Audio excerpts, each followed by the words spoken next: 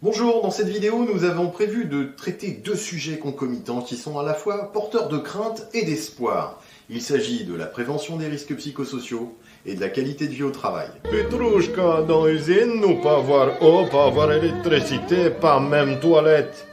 Mais moi, veux bonheur pour toi. Dis-moi quoi te ferait heureuse. Que tu arrêtes de marcher sur le pied de Petrouchka. On qualifie de risques psychosociaux l'ensemble des éléments qui peuvent porter atteinte à l'intégrité physique et à la santé mentale des salariés sur leur lieu de travail. Quant à la qualité de vie au travail, elle englobe l'ensemble des mesures qui sont prises pour minimiser ces risques au travail et favoriser le bien-être et le développement personnel.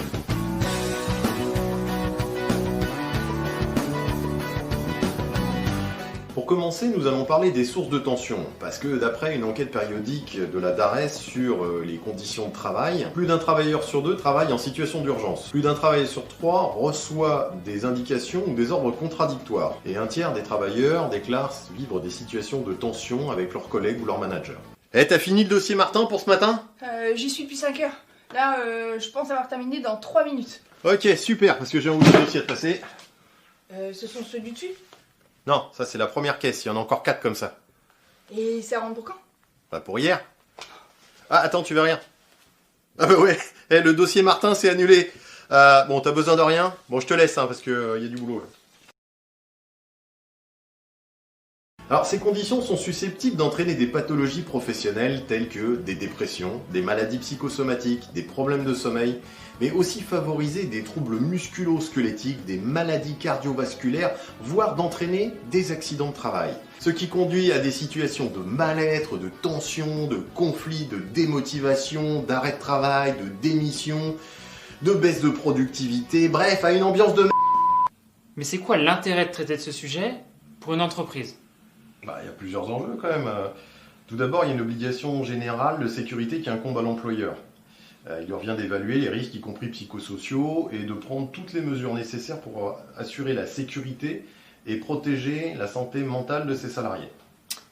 Et si par exemple il y a une entreprise, elle fait rien et qu'il y a un salarié qui porte plainte? L'employeur devra faire face à ses responsabilités, mais c'est du pénal.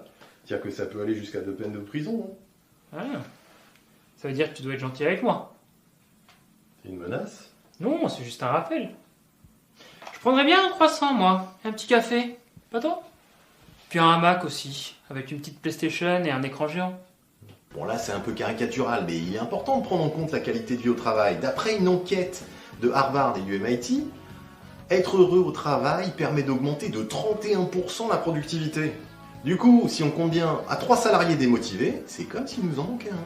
Mais c'est pas tout, parce que les salariés heureux sont également 2 fois moins malades, 6 fois moins absents, 9 fois plus loyaux et 55% plus créatifs.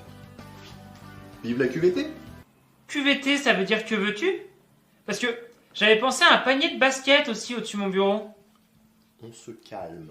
Non, parce que il y a aussi la collection triple collector de la saga Star Wars et le bouclier de Captain America aussi. Et puis des petits massages aussi, ça pourrait être bien. Ah oui. La jeune génération est particulièrement attentive à ces aspects. D'ailleurs, la QVT est devenue un facteur différenciant et d'attractivité pour les jeunes talents. D'ailleurs, selon une étude Malakoff Pédéric de 2019, les 3 premières attentes pour les candidats sont 1. L'ambiance de travail et les collègues, la reconnaissance au travail et la rémunération globale. De quoi faire gagner quelques places au palmarès Great Place to Work. Alors, l'ambiance, check, les collègues, check, la reconnaissance, check, la rémunération, c'est pas Byzance, mais c'est ok. Au fait, on n'a pas parlé de mes avantages en nature. En fait, il existe beaucoup d'actions et de solutions pour favoriser la qualité de vie au travail de vos salariés et encourager leur motivation. Certaines sont du domaine de l'organisation, d'équipement ou des outils, mais vous pouvez aussi les éveiller sur la gestion des bonnes pratiques et sur la capacité qu'ils ont à prendre soin d'eux-mêmes à long terme.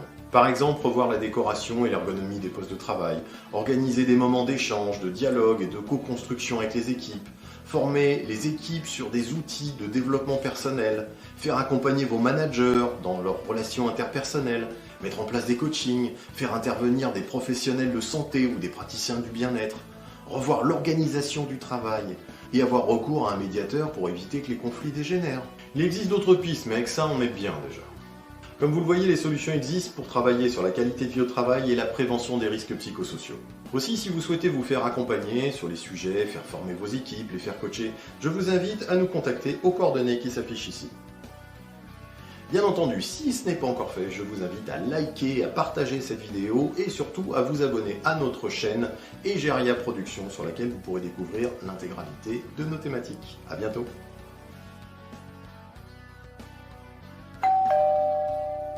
C'est vous qui avez commandé un manège avec 6 poneys? Attendez, ça peut pas être pour Romain, ça. Amélie, tu peux descendre, s'il te plaît?